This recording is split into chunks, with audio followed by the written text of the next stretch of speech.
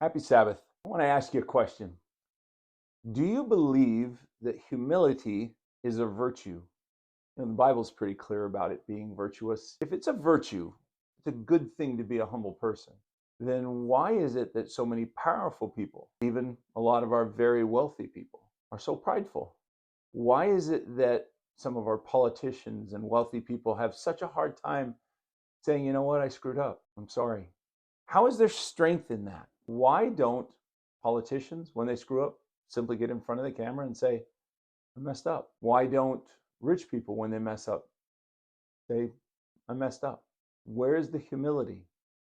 And how is it virtuous, or how are you blessed if you're humble? And these are some of the things that people struggle with as we seek to gain financial freedom. We put ourselves at risk of believing that we did it, that we are the reason for our success solely. And if we did it and admit fault at any point, then we jeopardize what we ourselves did.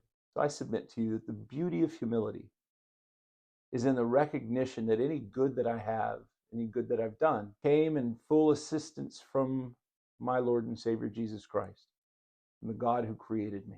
And I am strong enough to say, if I've messed up, and I have, that He'll help me through that, and that I'll be okay.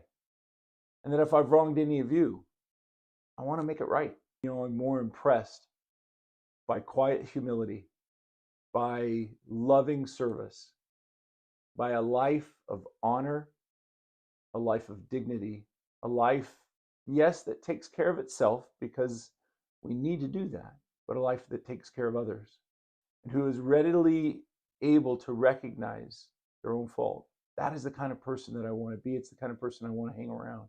If you're around people who lack humility and you're drawn to that arrogance, that you see a lot of that on social media, ask yourself why. What is it? I have found in moments of my pride, when I have lost my humility, that I've also lost to a degree my happiness. There is happiness that comes from knowing that I am not the center of my universe, nor the creator of my good. Yes, I got to work hard like it all depends on me, but in the reality, I'm supported by you. I'm supported by my dear wife for 35, almost 36 years. I'm supported by God eternally. And I'm humble enough to know that on my own, I'm weak sauce. So I encourage you to recognize your blessings, count them every day, name them one by one. In fact, tonight, when you say a prayer, don't ask for anything. Just once in a while, talk about how much you're grateful for. And you'll stand up off your knees much more humble than you were when you knelt down. I promise you that. God bless y'all.